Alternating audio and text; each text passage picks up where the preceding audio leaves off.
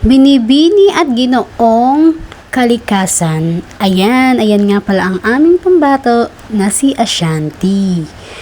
At ito nga, magbibihis na siya. Ready na. Ayan na yung mga mami, so nagiging aligaga na kami dyan para bihisan si Ashanti, bihisan nila. At ayan no, ang costume niya nga pala ay made sa plastic. At kitang-kita nyo naman, diba? May sako pa ng bigas. At syempre, plastic spoon. Ayan, si Mami Joyce nga pala yung gumawa ng kanyang costume. Thank you so much sa'yo, Mami Joyce. At ayan ang kanyang mami, si Mami Netnet. Busy na rin. At syempre, thank you din kay Mami Press dahil sa bahay nila mismo yan parating ginagawa every Saturday.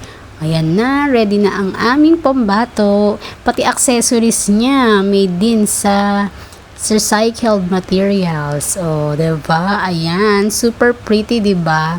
Talagang nasa team niya talaga ang Binibining Kalikasan. At ayan ang kanyang teacher. Picture muna kay teacher bago ang simula ng competition. Ayan, ang pretty naman talaga ng aming baby girl. Diba saktong-sakto lang yung kanyang gown? Ayan, lahat po pala sila ay mga representative simula kinder hanggang grade 6. Ayan ang aming pambato. Syempre, sa kanya lang lagi nakatutok ang aking camera, 'di ba? Ayan, nanonood pa ang aming baby kasi nga may pa-intermission number pa, grade 2. Waiting na lang sa question and answer.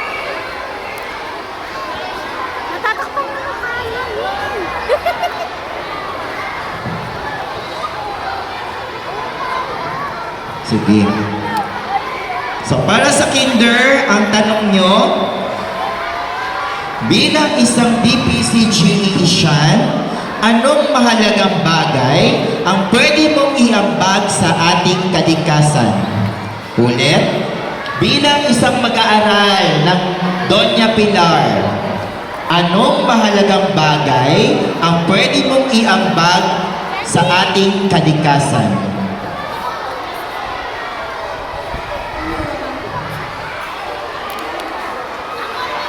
Ano ang pwede mong magawa para maging malinis o kaya para mapanatili natin ang kalikasan? Maglinis sa school at mag-aral na mabuti.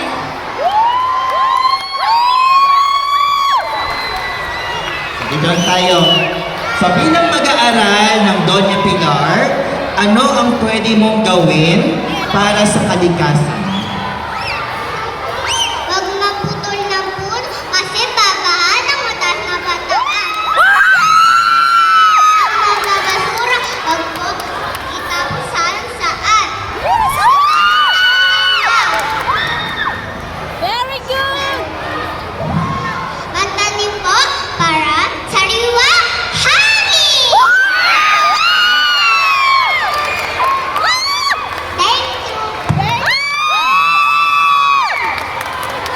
Napaka very good nga ng kanyang sagutan at ito nga, first runner up at best in costume. Congratulations, baby Ashanti!